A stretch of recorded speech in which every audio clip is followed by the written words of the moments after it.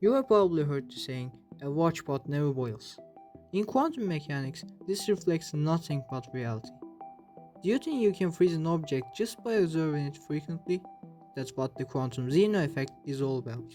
According to Schrödinger's equation in quantum mechanics, the state of a system evolves smoothly over time. Until a measurement is made, the system in the initial state starts to transform into the next state.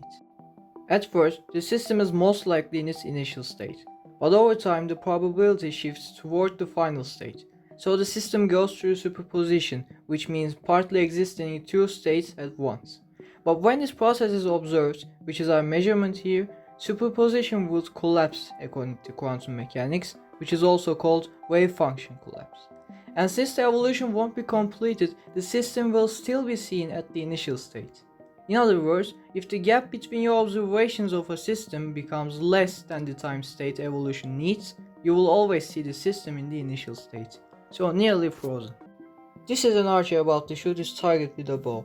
Once the arrow is shot, it will be blazing through the air, and we won't even notice when it reaches the aim point.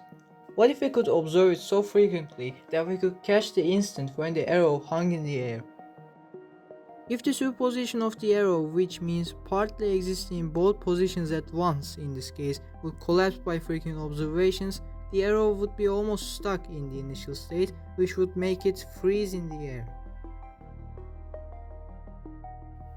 Nevertheless, larger objects constantly interact with their surroundings, a process called decoherence, which destroys superposition and ensures the arrow always completes its motion. From the arrow frozen in the air to the pot that never boils, the quantum Zeno effect reveals the fascinating truth. Simply watching can be enough to change reality.